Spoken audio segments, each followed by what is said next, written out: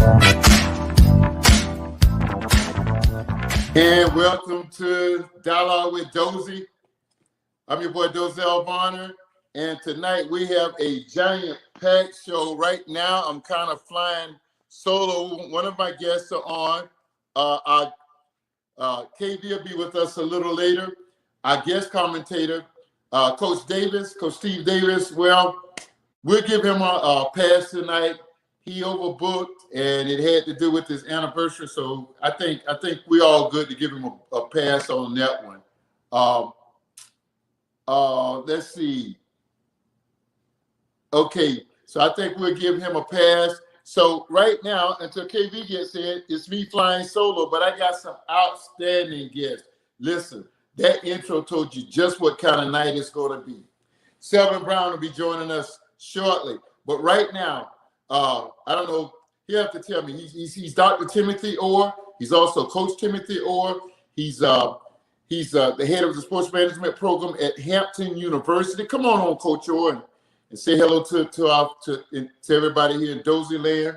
And also, Coach Roderick Branch is joining us tonight.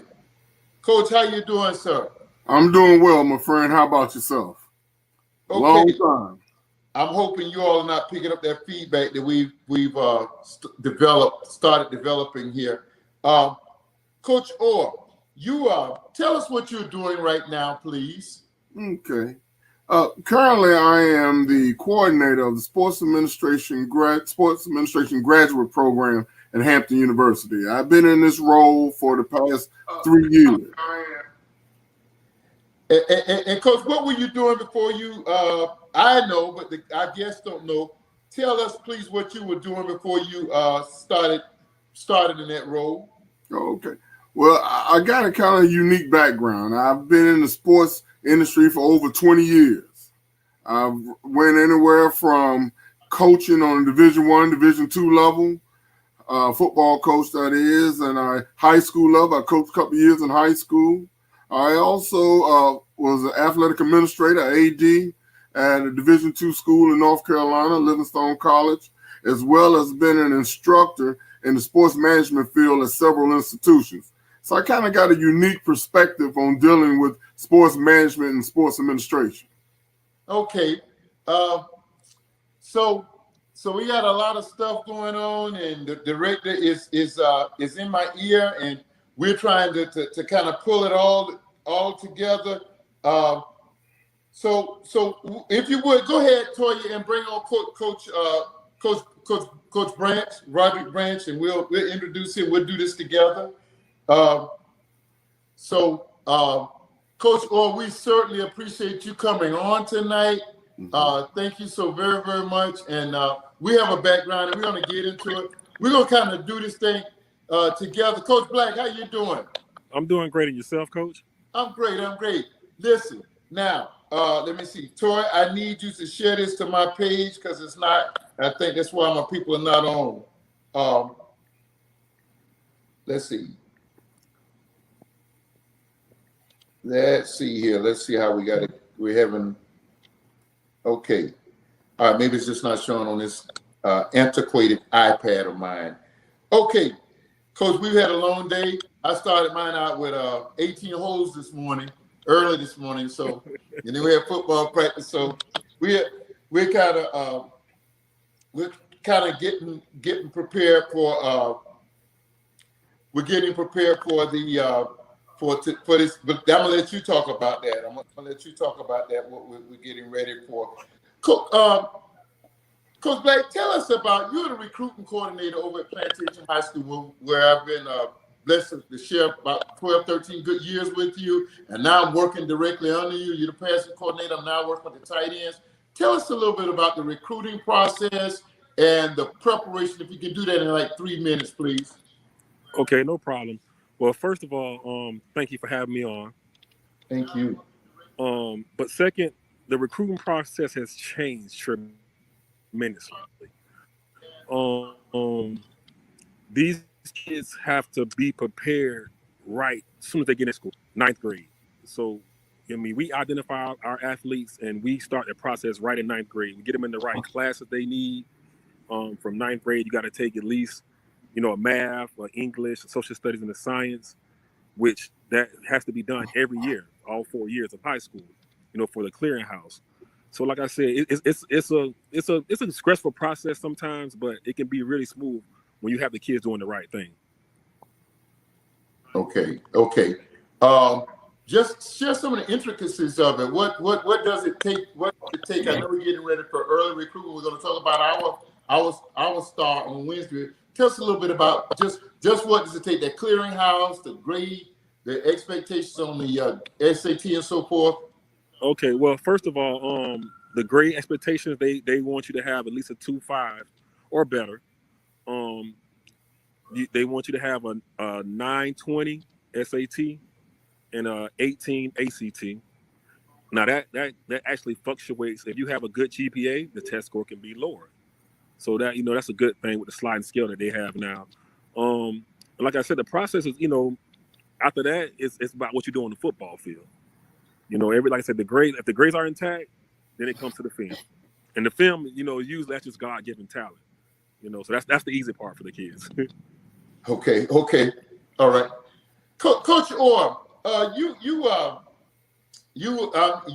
I'm sure you did yourself recruiting also. What's it like?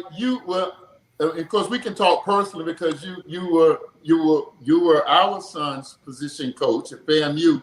What's it like being responsible for other people's children? So in some instances, a long ways from home. Mm-hmm. Well, that is a great responsibility. As a coach, you want to make sure you're sure that your athlete has the best collegiate experience they can have.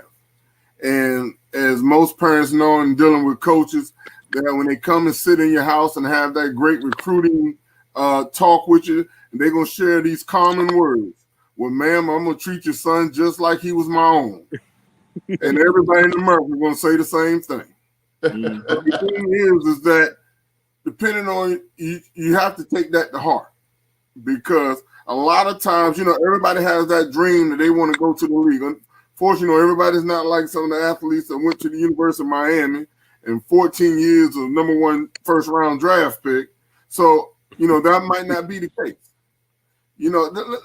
Let me just share a little bit with you. These are some startling stats. Out of the 15,782 out of 39,495 Division I basketball players and football athletes do not graduate.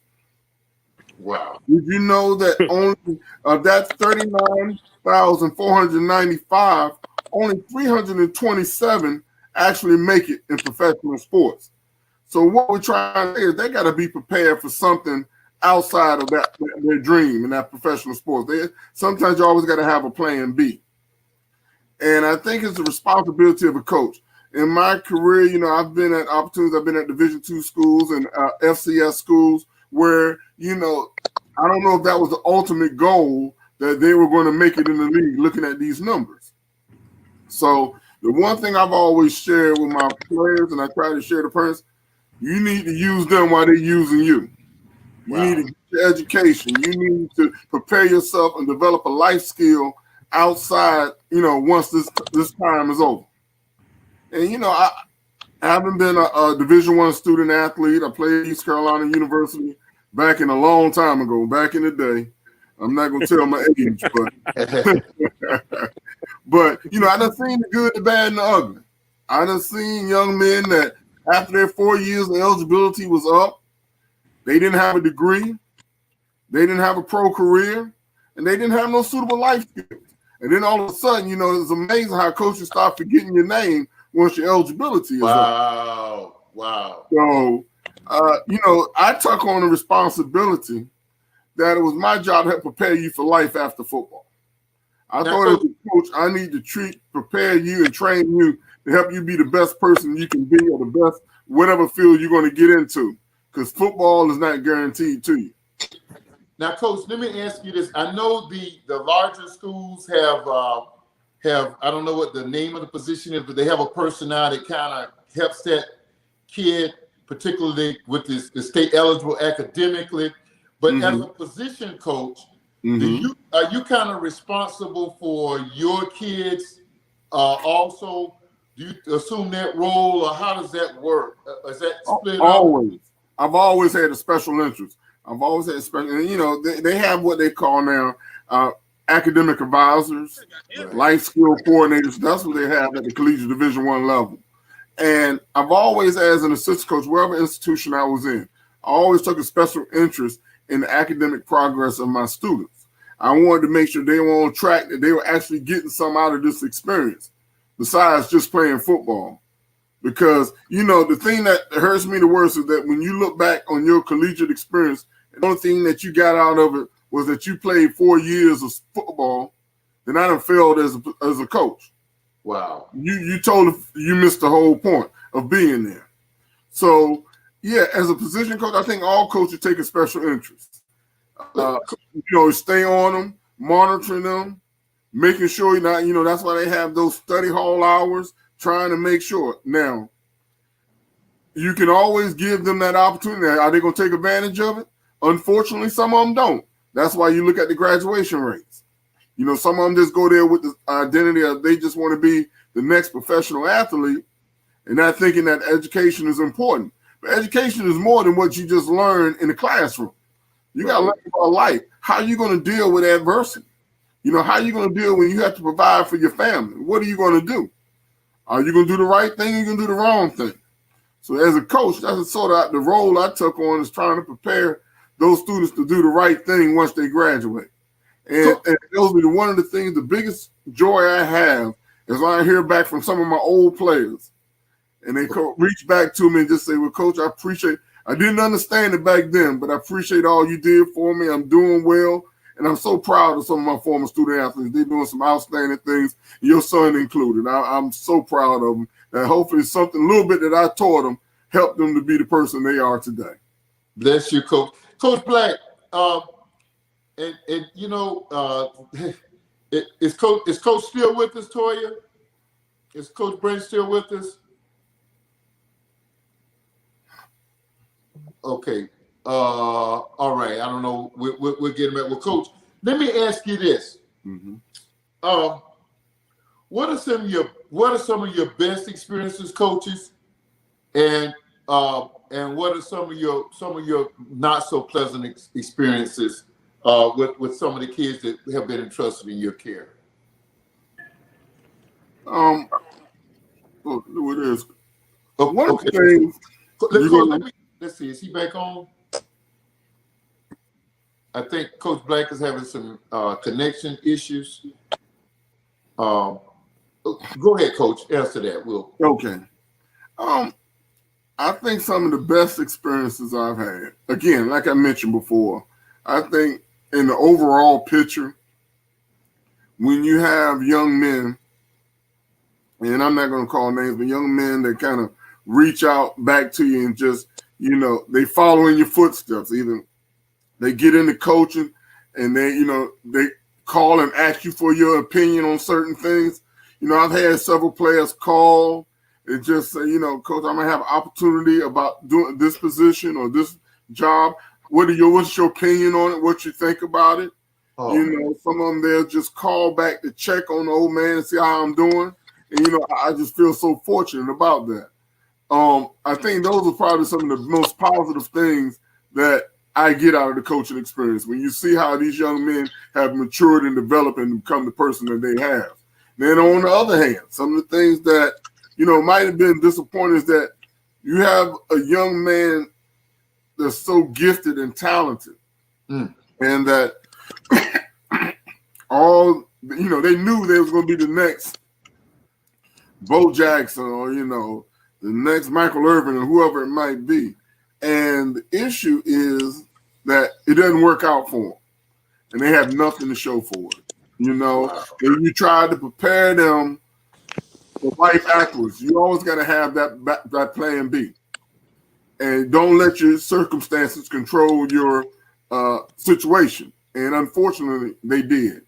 And it was just sad to see that once they got that injury, that all of a sudden they just kind of gave up on everything.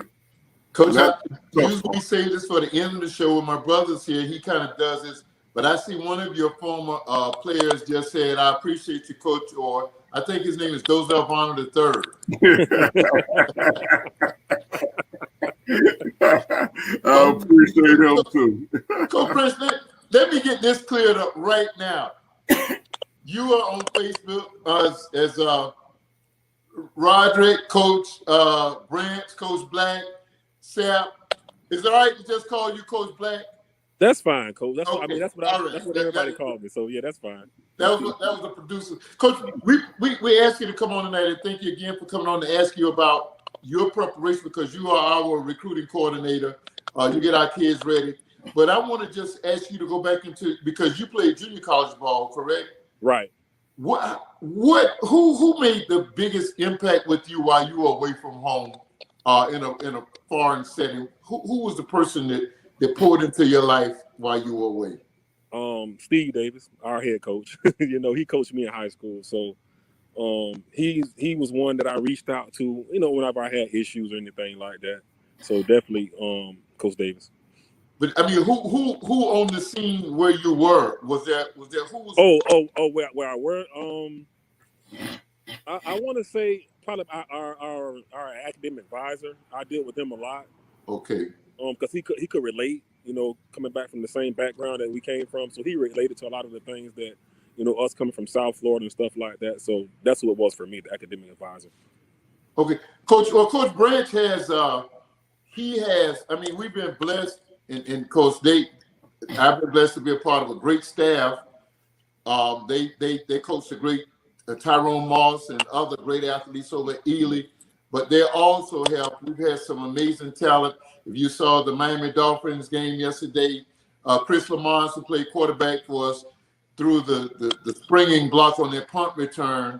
That I guess that was Hill that ran that back. The Dolphins. And he was the one that kind of made the gyration on the sideline after the block. But Coach Blake, you now have a very special kid. And let me just tell everybody out there in Dozie land, Coach has been, if ever there has been a person who has exerted every gift and everything in him to nurture a kid along, it's been Coach Black. I've seen him in many instances, but particularly with this very gifted kid. You have a gifted kid now who's headed to the University of Miami. In fact, we're going to celebrate him on Wednesday. Tell us a little bit about Jacoby George. Jacoby is a very special talent. I mean, I identified him ninth grade, and I knew that he was special. So when you identify a kid like that, you try to keep him on the right track and do all you can for him, and so you have a couple hiccups here and there. I mean, they're still kids, but he's definitely a special one. I think I don't think you had a whole. I just said in a film session with you, so I know you still have a lot of coaching to do with him. But I know one of the biggest things you had to do far more than football X's and O's with him. Academically, you had to do some counseling with him, his family, and we're not going to go into all of that.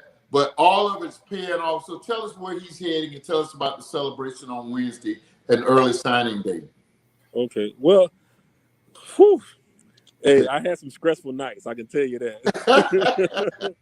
I can tell you that. But like I say, it pays off because, like I said, end of the day, when you see this kid, see these kids get these scholarships or going to school, so you just go to school, just go to college. Period. That's my joy. I can say, because like Coach Orr say, everybody's not going to get a full scholarship. It's not going to happen. Yeah. And for a kid to just go to college and have an opportunity to succeed in life was a beautiful thing to me. So Jacoby has handled his business, this off season and his last couple of years to where he's in position he earned a full scholarship at University of Miami, which he's gonna sign tomorrow. Like I said, I'm very proud of him. I'm excited. I'm eager to see, him in that Hurricane because I'm a Hurricane fan, of course. But like I said, he puts in the work. But like I said, I always tell people, I say, listen, he still got work to do. He still has work to do. So like I said, it's going to be a great day Wednesday. Like I said, these signing days, they always get you a little emotional because, like I say, these are kids that you coach sometimes 3 years, 4 years, that you watch grow.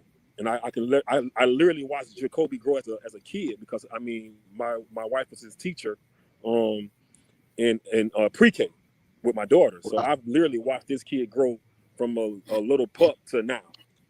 And finna sign a full scholarship to University of Miami on Wednesday. So tell us about the celebration on Wednesday, Coach, and a little bit about pre-signing, early signing day. Well, the celebration Wednesday is going to be, like not nothing formal. We all going to get together and have a little celebration. It's nothing big. Just where get the news people come out and do a couple of interviews, take pictures, and he signed a scholarship. What's the venue? What I didn't hear you. What's the venue for that? Where's this going to occur? At the Chris Smith restaurant on 6th Trunk, black owned restaurant. It's called Smitty's Wings. We decided to do it there. It's black owned. We want to get back into our black community. And like Chris Smith is a plantation alum, so we thought that'd be a great place to do it at. Okay, all right, Coach Orr. Well, tell us about some of the schools you coached and the positions that you coached. Okay. Well, started off, when I started off trying to just get my foot in the door, and ended up as a restricted earning coaches. They don't even have those anymore. I went from Atlanta, Georgia to Pocatello, Idaho, where I was coaching at Idaho State University. Oh, wow. And the ironic thing is, on that staff was the current head coach of the University of Utah, Kyle Whittingham. He was the head coach. He was the defensive coordinator, and I was the outside linebackers coach. So he was there. Then I went from there. I went to Austin P out of Clarksville, Tennessee, and I was the defensive line coach there. After a year or so there, then I ended up getting a taste of HBCU life, and I ended up a friend of mine's got the head job at Morehouse College, and we talked, and he offered me a position to come down to be his defensive coordinator. So at the ripe age of 29 years old, I went down to Morehouse to be the defensive coordinator. Wow. And then I went from there, and about 2 years after that, I ended up going to Elizabeth City State University, where I was defensive coordinator there with I had to get close. I'm originally a native of Hampton, Virginia. Okay. And my father had took ill, and so I wanted to get closer to home. So gained the opportunity to do that. After my stint I was there at Elizabeth City State for 5 years. After that, I took a break, and I ended up going to the high school level and served as defensive coordinator at Heritage High School in Newport News. And I didn't share with this. My first taste of coaching was on the high school level at a high school in Hampton, Virginia, Bethel High School. And we had a unique young man that you might have heard of down the road, Allen Iverson. He was quarterback from high school. I knew that's what you was going to say. He was something special, I tell you. He is great as what they say he is. Wow. After that, after the high school stint at Heritage, then I got an opportunity to go with Delaware State, became a D-line coach, and then I got the call to head down to Tallahassee. What happened was when Coach Billy Joe was there and Charles Huff and I worked at Austin P together. And it's amazing. I guess it's always a sign. So you must keep your relationships, do the right thing, show your work ethic, because people remember who you are. And when Coach Huff got the opportunity to be the defensive coordinator at FAMU, the first person he called was me. Oh, wow. I just thought that was a great opportunity. So I went down there. I had 3 great years down there. And under Coach Reuben Carter. Then after that, I ended up having to went back to Elizabeth City and coached there for a year or two, and ended up being a defensive coordinator at Livingstone College. So I've had experience. I went from your PWIs, Division I schools, to your HBCU Division II schools. So I've had a unique perspective, a different range, and a variety, and I appreciate that. in the places that I coach. It's Then so I guess all those places, those are the one thing I think I'm most proud of. And I want to thank a frat brother of mine and a dear friend, Kermit Buggs, for giving me a chance. My son was playing the senior year at Kings Fork High School last year in Suffolk, Virginia. And I said, it would be pretty cool for the old man to come, pick up his whistle one more time to be out there with my son. So he gave me an opportunity to come out there and work with the defense for my son's senior year. So I was so thankful and happy about that. So I really appreciate that opportunity. That brings me back to Coach Black. Coach Black, this is you had since Coach Orr brought that up. You probably don't think I remember this, but you had the unique opportunity of having one son in 12th grade and one in 11th, if I'm not. No, he was in the 10th. He was in 10th. And you talk about emotional. I remember the night that the quarterback threw the wide receiver a touchdown pass, and there was like celebrating all over the sideline. My 10th grader at that time, he was a quarterback. He threw his brother, which was a senior, his first touchdown. Senior night, all the family was there. So yeah, it was a very great night, for the family. That was so special, so special. I see we got KB is on. I think he did this purposely. No offense to you guys, but he's a big fan of the U, and he probably was waiting to hop on with Sel. But KB, what's up, man? Kim, are you hearing us? It was a little scrambled. Yeah, he's probably having that. Every time somebody signs on, we're getting that problem. Let me ask you this, Coach. Coach Black, let me ask you this, and I get you out of here if you want to go. You can stick around with Sel if you like, but that's up to you. Well, my phone is dying now, so unfortunately, you won a championship over at Ely, and so that's why our hats off to you guys, Steve Davis, and all of you guys. One of the most respected coaching staffs, and notwithstanding I'm a part of it, you guys were the ones that set the standard in Broward County. And if there was any opening, any principal would give their right arm to bring this staff into their building. But over there, you guys won that state championship, and I saw the progression. I saw that heartbreaking loss y'all lost during Tyrone's junior year on that call that was called back. We're gonna talk about the U in a minute. But you won it the next year, and of course that was a state championship. Well, here we are. We're now competing because of COVID. We opted not to enter into our administration to get into the full to play a full slate of games. So we played the slate that was in front of us, and now we have won our way up into the Tri-County Championship. Having won a state championship, how does a Tri-County Championship appeal to you? It's the same. It's all the same. Okay. The same. We look at it the same. I definitely do. It's just a state championship. It doesn't matter just because it's only 3 counties. I feel like we're the best county in the state of Florida. So the thing I like about it is that we beat Dade County and Palm Beach County to get there.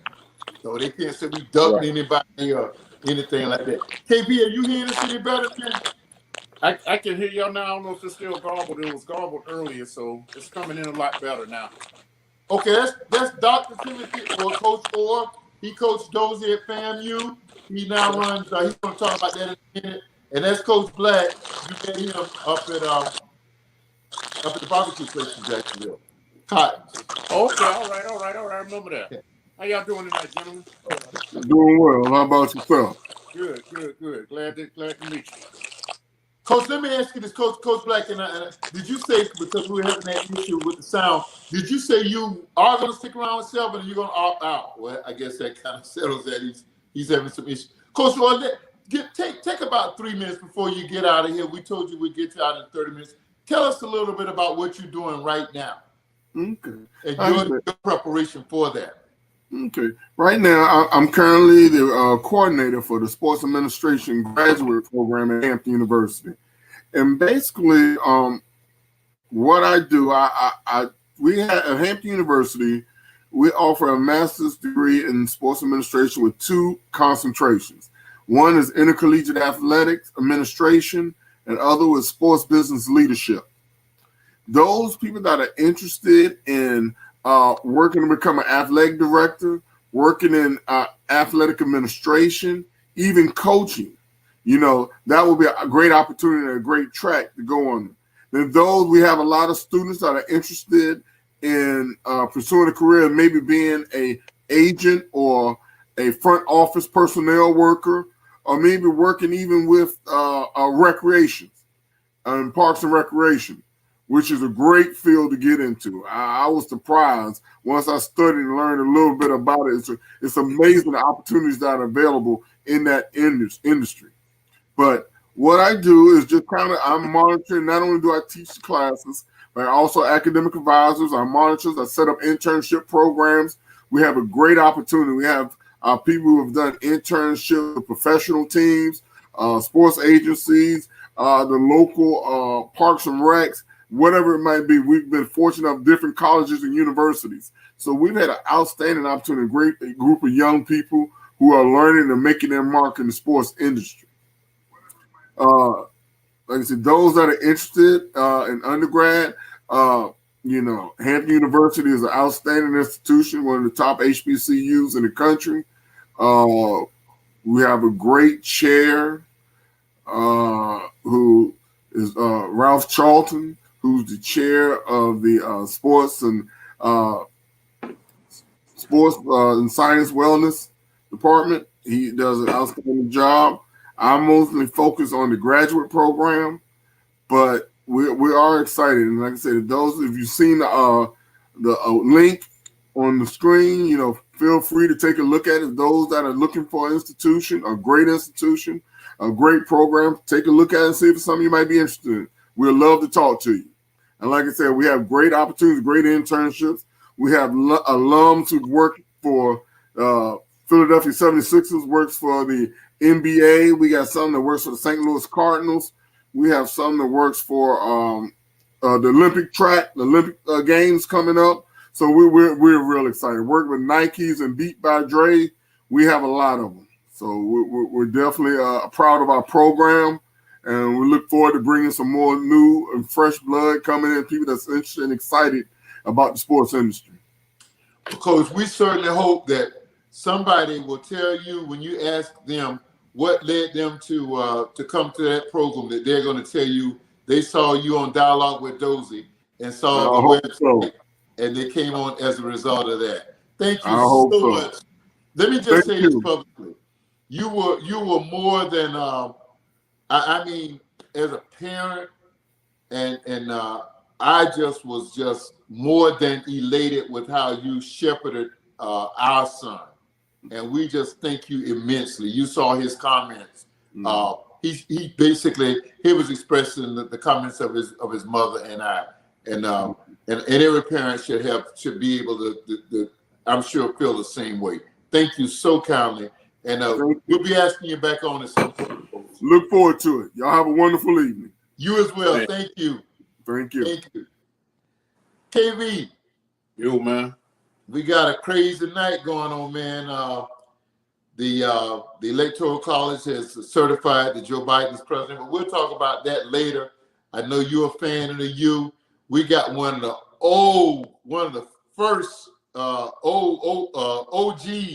from the U. Toya, bring on Coach Selwyn Brown. Just bring him on right now. I knew him first as a brother, and then I got to know him as athletically through this team. Sel, how's it going, man? Man, no problem, man. All is well. How y'all doing? How you doing, Coach? Doing well. All right. I don't know, Kim, if you're getting that sound. Every time someone signs on, that's happening, so we'll work through that. We'll find out what's causing that. Sel, we're not going to talk about this weekend, okay? Because I'm in my Gator stuff. 3:30, I was hardly disappointed. And then at about 11:50, after what happened in that Fog Bowl, I didn't want to see any more football for a while. So we're not going to talk about that. We're going to talk about some old school University of Miami stuff. And my brother Kim is a big time Kings fan. So there you go. I'm not going to do this tonight because I'm all right with this. I'm all right with that. You heard him, man. Hey, you heard him from Saturday night. You heard him worse than I am.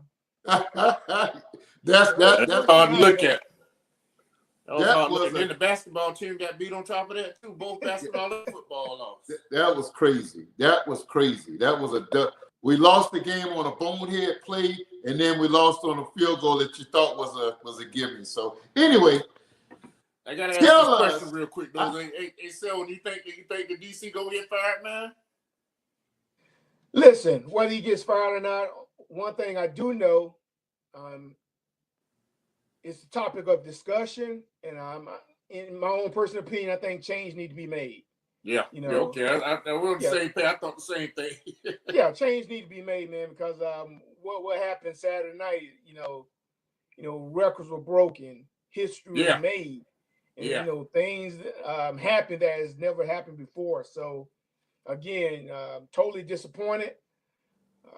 I listened to Coach Diaz when he did his post-game presser.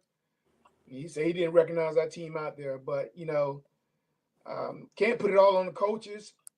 Players had some involvement because again, I saw some things out there. I didn't like their energy. I didn't either, bro. I'm glad you said that. Yeah, you a running back run 65 yards and nobody touched him. That's crazy. Yeah. You just don't see that. That's crazy. Where's the swarm mentality? So there's some things that need to be fixed from the coaching, from the schemes, and from the players. I told somebody up, I told a couple of people up here, man, it just didn't look like the same team on the field, man. They just looked like they got there, they weren't ready to play. Like they should have still been in the locker room or something. And listen, I told somebody today to go out there and lay a goose egg like that, you don't even have to practice for that. You should just showed up. Skip Monday through Friday and just showed up on Saturday and give it your best shot. And you probably would have played, you probably had a better performance than what you displayed on Saturday. But again, you knew what was on the line. It was a big game.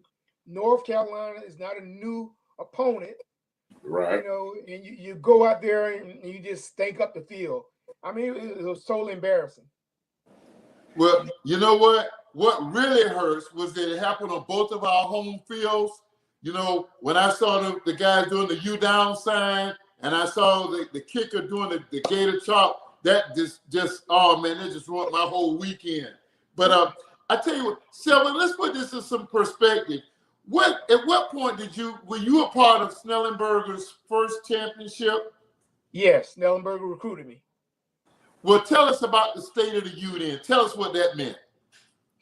Well, basically, they wanted to stay in Florida to recruit the athletes all the way up from South, all the way up to the East Coast, from where I'm from, St. Petersburg, Tampa area. So they wanted to get a lot of the athletes from that area and the State of the U, especially from down south, because again, some of the top athletes like the Melvin Brads and Alonzo Highsmith, they came together and they decided that they were going to go to the U.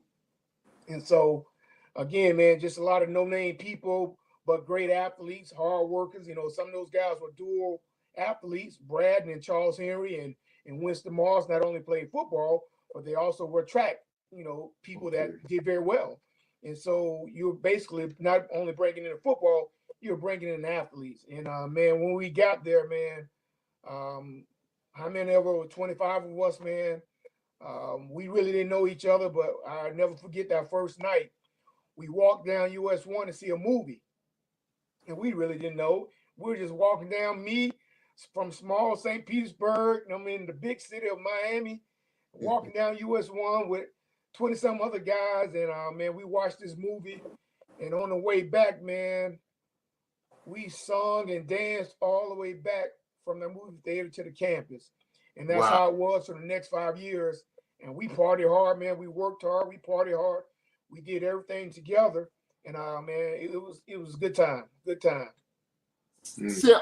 So he basically drew researching for tonight's show. I went back and I have on tape both of the It's All About the You 30 for 30 on ESPN. And I saw where Howard basically said he and the staff mapped off from Tampa St. Pete all the way across to Daytona and said everything south of that was all you. Yep. Yes. Why have we lost that? Why? I mean, it hurts me to see Alabama with all those 5-star athletes that they're not here, that they're from South Florida. Well, one of the things, listen, winning, everybody wants to go to a winner. Yeah. And then, when Bama has those down years and everybody else started rising to the top, winning makes it easy. Okay. Because everybody wants to go to a winning program. And winning makes it easy. So again, when the Mystique kind of left Miami and we were, we had the probation, we had those down years, and then, the LSU and the Alabamas and the Clemson started rising to the top. Okay. That's how they started getting the players from down south. Yeah, I think the penalty years kind of hurt a little bit. Like you say, everybody started going to them winning teams and all, but they want to come there because of the penalties. So I don't want to put you on the spot, but do you think if Butch had stayed there that we would have, continued to win national championships? Possible, because he had the program going in the right direction. Yeah. He had a program going in the right direction. Coaching staff was intact. They were doing well when Butch was there. And so, again, when you start having that change and you don't have that continuity anymore, things change. Well, now, yeah, we could have. Oh, I'm sorry. Yeah, we could have very well, they could have very well won more chance. Even if Jimmy Johnson would have stayed, they talk about if he didn't leave, he would have had a dynasty for years. Yeah. How many championship rings did you get, Sel? I have 2. Wow. So you got one under Jimmy and one under Howard. Yes, my first and last, and we lost 2. Oh, you lost. You played on 2 losing teams. Was it Alabama and who else beat you all? No. Penn State and Tennessee. Don't mention the Penn State game. Oh my gosh, I was doing a little undercover detective work at that time, and I taped the game. I didn't want to see the game, and my work took me into a bar that night, New Year's night, and I happened to look up and see the last interception. And I said to myself, this cannot be. And I just relived it all researching for this show. That was a heartbreak. Man, listen, that was painful. Even though we came back the next year and we won it all, that was still painful, man. I didn't watch that game until 20 years later. Wow. That was painful. Yeah, that was painful, man. Didn't matter.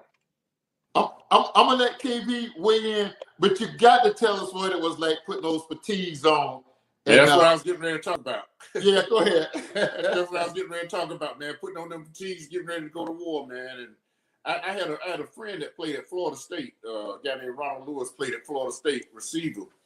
And he was talking about how they were out there warming up one game, and them being a big rival. They out there warming up on the field, spaced out, doing their calisthenics or whatever. And say when y'all came out the tunnel, man, y'all just ran right through them and was talking trash to them and all that. So they was intimidated right off the rip, man. And that's part of the game to me. That's all part of the game. I don't have a problem with that. I know some people say that's not right, but I used to love the way you used to travel with the fatigue zone and you go into war and you taking no prisoners, bro. That's why I love that. Yeah, we had a lot of free-spirited guys, man.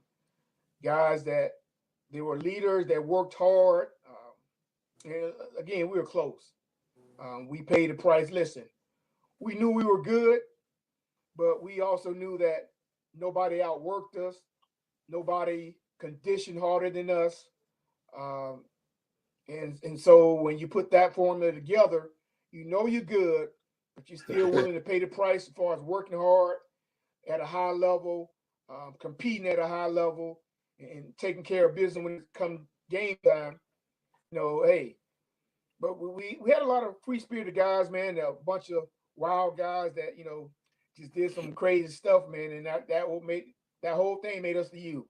Those different personalities, man. It made us the U. And so we had a lot of fun while we were winning, and so we became creative. During practice, man, we would come up with these skits, what we would do in the game. If somebody got a big hit or if somebody got an interception, we would come up with these dances. And you saw it on 30 for 30. And man, we have fun, man. We have fun. Wouldn't trade it for the world. Hey, I saw part of that on that 30 for 30 Dozie I was talking about a minute ago. Some of the different schemes and stuff y'all came up with on interceptions or whatever the case might be. Yeah. We used to be at practice, man, doing it practice. What are we gonna do this week? Every week we have a different skit. We have a different skit or a different dance or a different handshake or whatever, So it was good.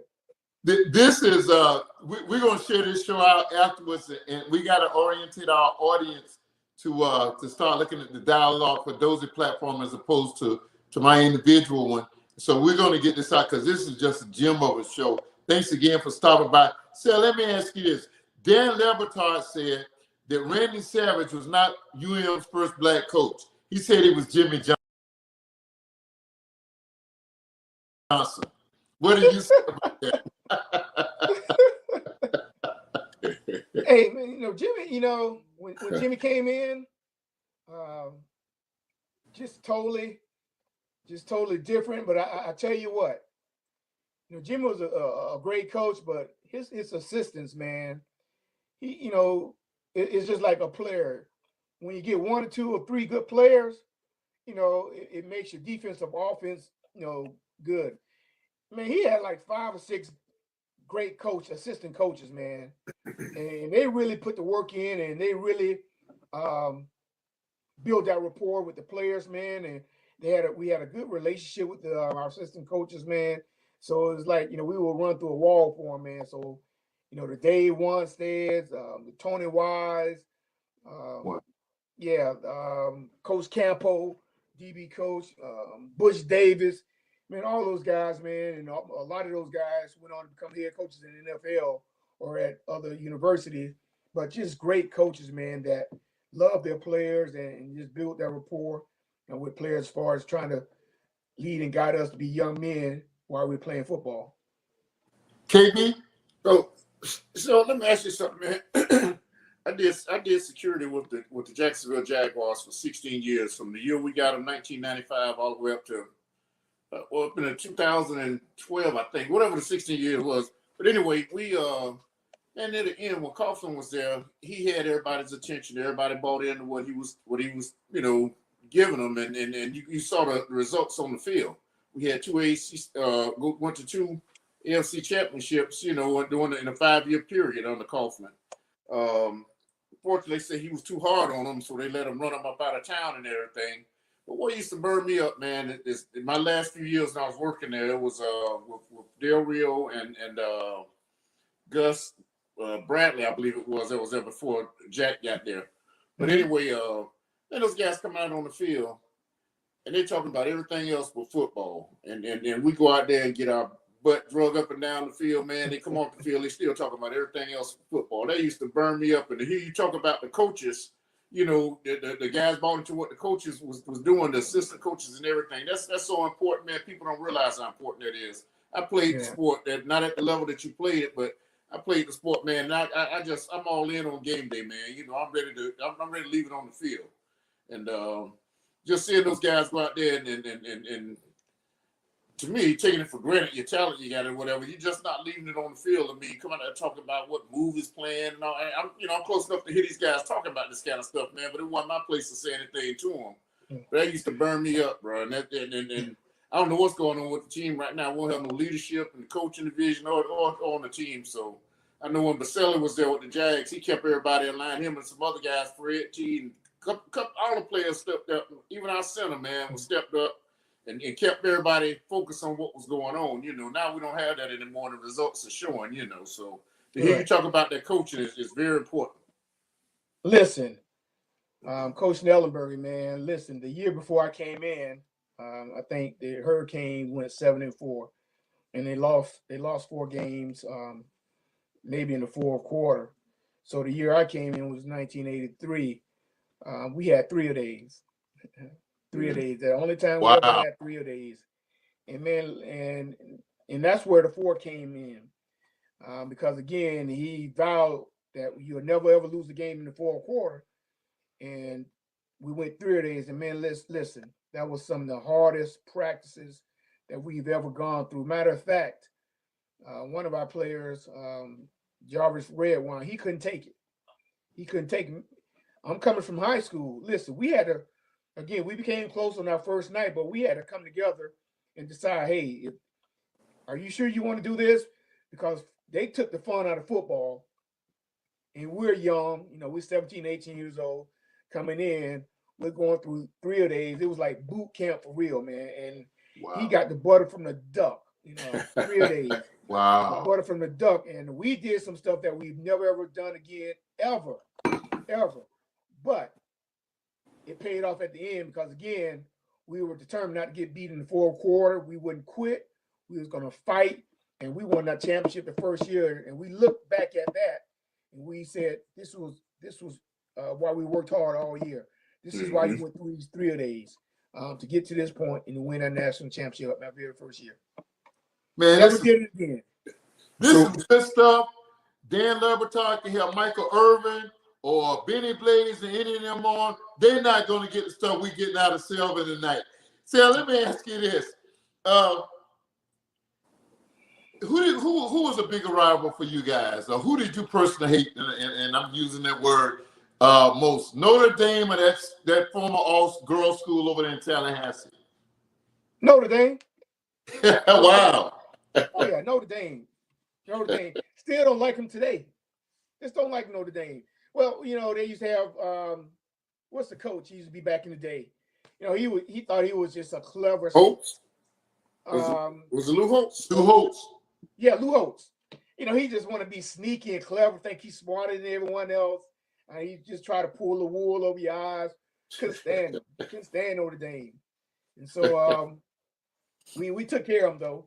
56-3. Wow, yeah, you did. Yeah. Oh, yeah. Yeah, you see them out, yeah. Right in the Orange Bowl, baby. We took care of him. Yeah. But yeah, Notre Dame, man. And then I was gone. They cheated us out of the game, the fumble, where we could have won another championship, national championship with Cleveland Dairy. I want to talk about that. But first, there's a more pressing issue. We got to deal with this because your name popped up on this. There was a particular character, outstanding football player, but he had an alter ego called the Boss. And I understand that some of you guys made a phone call a la the Warrior movie. Warriors come out to play. Tell us about that. Well, they say I did it, but I didn't do it. But listen, I already told you, we had some free-spirited guys. And listen, they made a phone call. If they say they made a phone call, they made a phone call. If we used to run through people warm-ups. We did it. We used to fight in the tunnel. We did it. Dude, they weren't scared to do nothing, man. Listen, the guys that I played with, they weren't scared to do anything. They did it, man. Intimidation was half the battle. Yeah. Intimidation is half the battle. Yeah. But here's the thing. Remember, I told you, we knew we were good. We knew nobody outworked us. Nobody outconditioned us. And when it was time to put on the pads for that game, dude, y'all in trouble. Wow. Y'all in trouble. And we knew we were talented. We were talented. Y'all in trouble. See, that attitude right there produces winning right there. When you step on the field with that attitude, man, it's hard to lose without a W. I mean, it's hard to leave the field without a W without that attitude, Man, listen, our practices used to be so competitive. Listen, we used to go at it. The practices, we used to compete so hard against the defense offer. We made each other better. Wow. When we got to the game, it was easy. Game time was easy. We used to go at it. It was battle royal out there. Offense against defense, 1-on-1s, inside run. We used to go at it. Intensity, competing at the highest level. It was like a game every practice. So when the game time came, it was easy. So do you think it's changed? The practices have changed because of different policies or whatever? Yes. So you think that could be part of the issue then with the lack of concentration on the field? No, because again, it's just like COVID. Everybody's going through it. So everybody's going whatever the rules are. everybody has to adhere to the rules. So, Well, that's true. you know, That's if true. Alabama's adhering to the rules, University of Miami adhering to the same rules, that's no excuse. But again, what I saw Saturday, man, is, you know, that's just totally disappointing. Yeah. Totally disappointing. Totally. Kim was talking about the video. I think it was it the second 30 for 30 where the NCAA basically wrote a manual to control the antics of the youth University of Miami. Tell me, Selwyn, that meeting where they roll that rule book out, what would that have looked like with your group of Hurricanes? Well, we were a part of it. We started it. Mm-hmm. We started. So Reason for it, yeah. listen, we started it, and when the next incoming class, and the class after that, and the class after that, only thing they did is follow suit. Yeah. That's all they did. They follow suit. The class that came in after me. What would the meeting look like, though? What would the meeting look like if Jimmy was playing that film for you guys? What would that have looked like? Well, he knew. He knew what he had. I was listening to Jimmy. Jimmy said the University of Miami blessed him so much, man, because again, once he realized how hard we worked and the talent that he had, it blessed. I came across something today, his iPod on YouTube or something, and he was speaking, and he just said the University of Miami blessed him so, man. He loved the University of Miami because of the players, because of relationships, and just how we used to just go at it and lay it on the line. Man, we laid it on the line, man. We laid it on the line. Somebody say, who is the best safety to come out of UM, Ed Reed or Sean Taylor? That's a tough one. That's a tough one. That's Dozie asked that. Yeah. That's a tough one, man. Both of those guys were great players, great safeties, man. That's a tough one. I'm a truce on that one. I can't decide. Yeah, that's a tough I ain't mad one. at you. I ain't mad at you. What was it like? And I don't want to. We won't leave this morbidly, but what was it like? Some of the bigger tragedies, of course, was the Patter situation, Sean Taylor, and Jerome Brown. What did that mean to you guys? And of course, Al Blades. What did that mean to the Hurricane family? Well, that's devastating, man. You know, those situations like that, man, was devastating. Jerome Brown was my roommate. Wow. And yeah, Jerome Brown was my roommate from Brooksville, Florida. And the sad thing about that was that I probably had just spoken to Jerome earlier that day. And that later on that evening, I heard he was dead. I had talked to JB. You know, like I say, we were close. He was in the league, man. But Al Blades, I remember going to his funeral.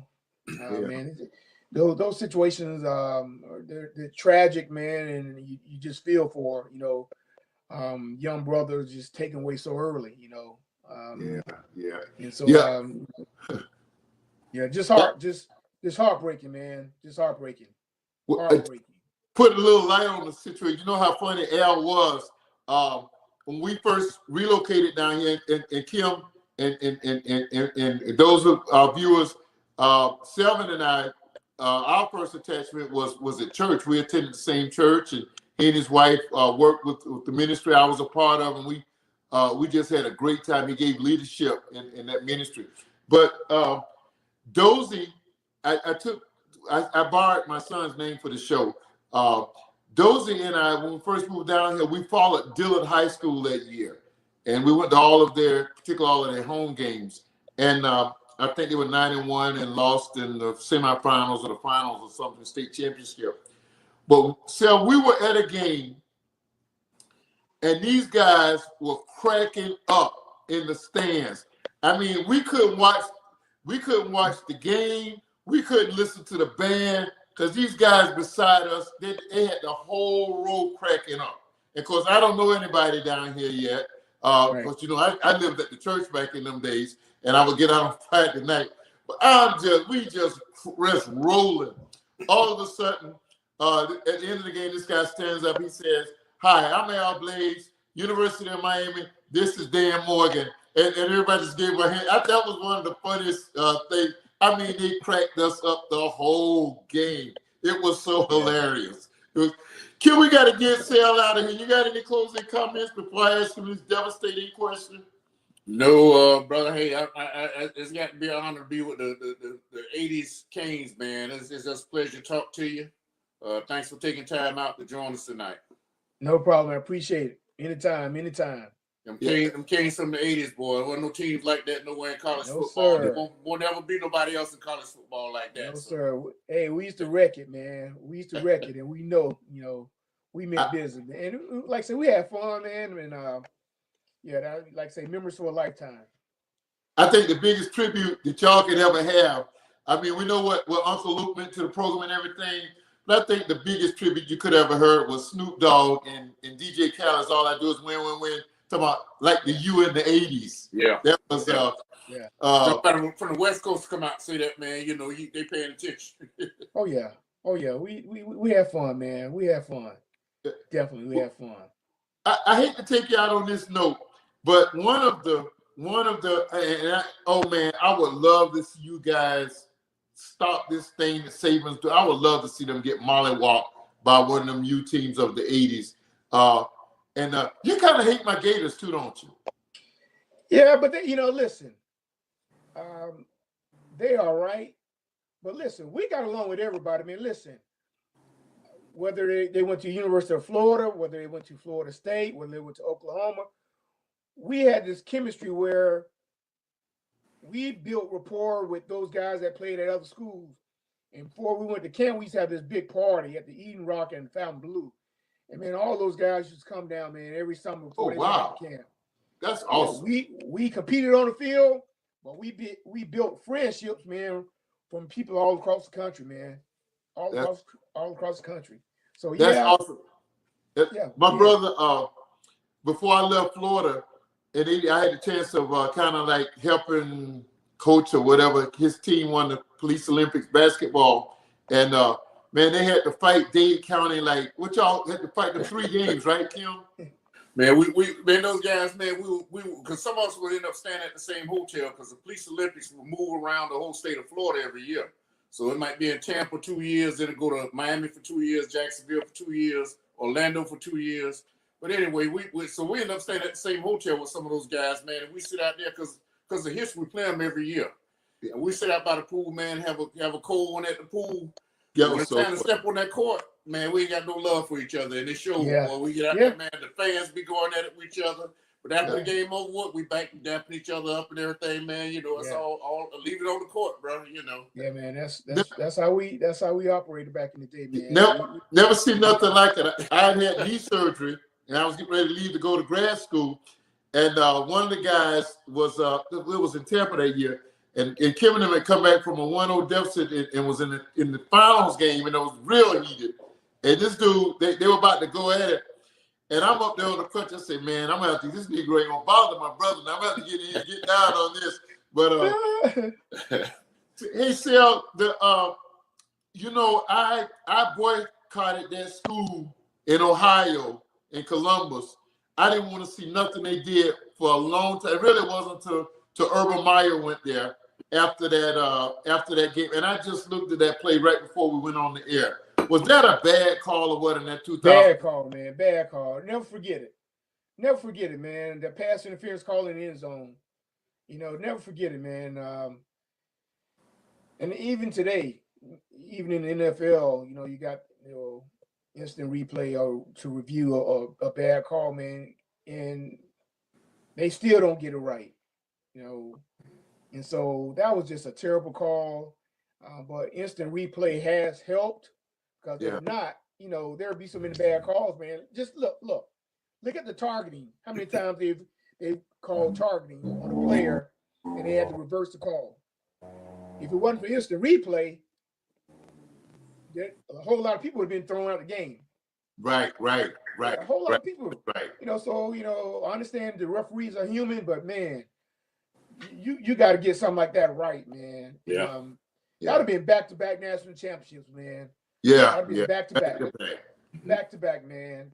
Yeah. We got cheated out of that one, big time. Larry Coker said, and I think it was the most accurate thing.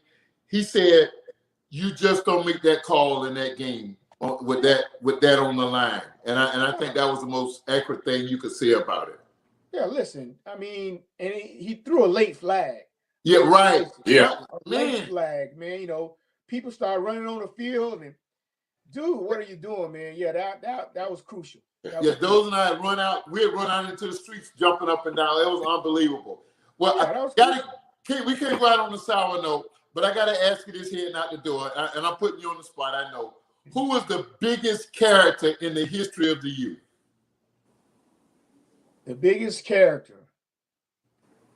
Listen, I always tell Devontae is at University of Central Florida, and one of the coaches, Willie Martinez, is one of the DB coaches.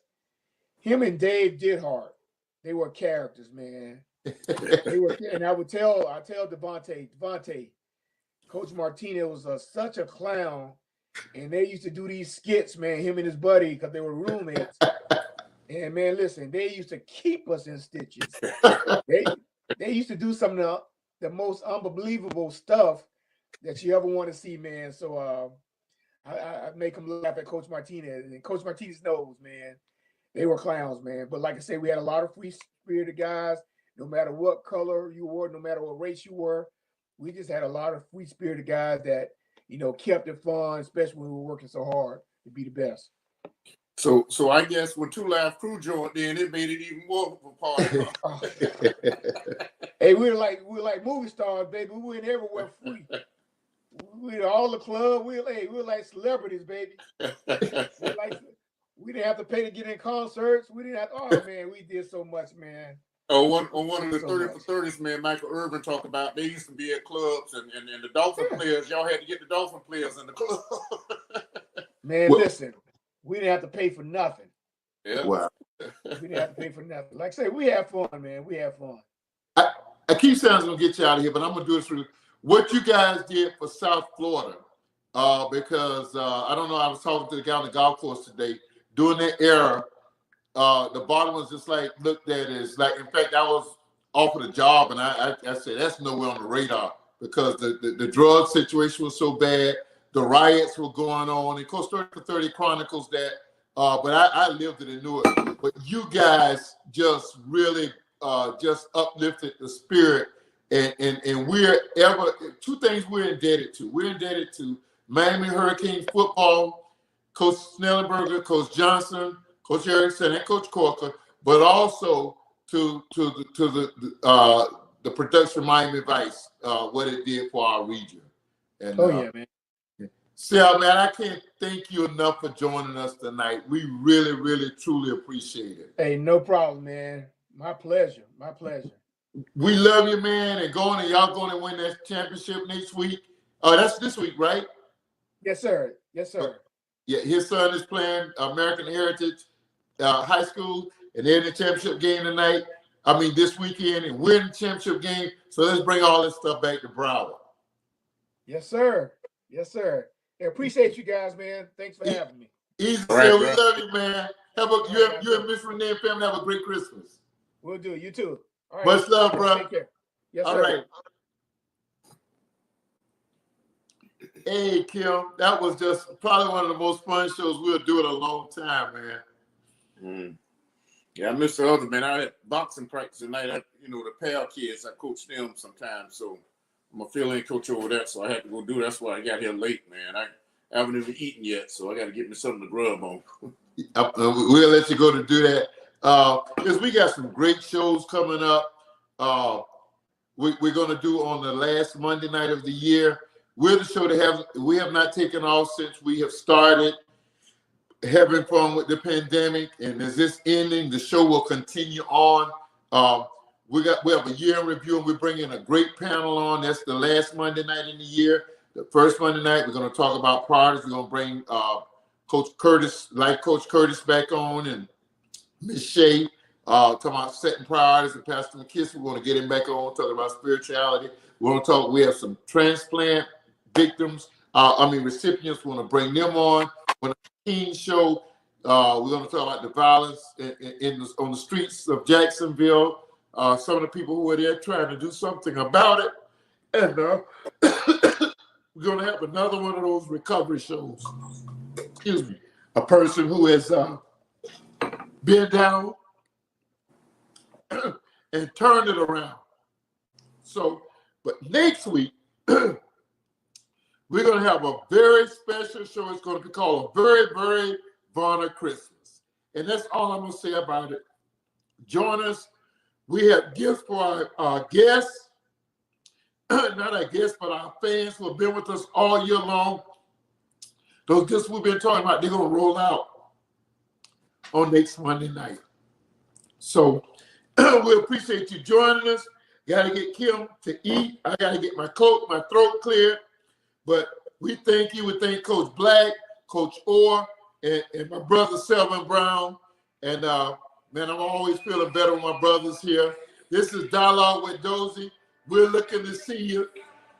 Thank you for being our guest. Hey, Kim, they didn't see us at the beginning. We got to throw it up for them one time, man. All right. All about this. The B3. Hey, the third brother will be on the show, making an appearance on next week. We love you. South Florida. I know Mama was tuning in too, so special shout out to our beautiful mother. Huh? I had to get a special shout out to our beautiful mother. She was trying to tune in. I know she had tuned in earlier, so just shouting her out. That's all. That Mama is a surprise. She's gonna be with us next week. I asked her about coming on for a minute or two. She said, "I want to be on the whole show." Hey, it's your show if you want it, Mama. Okay. We love you, Dozie Land. We'll see you next week. Talk to y'all later. Something to eat, bro.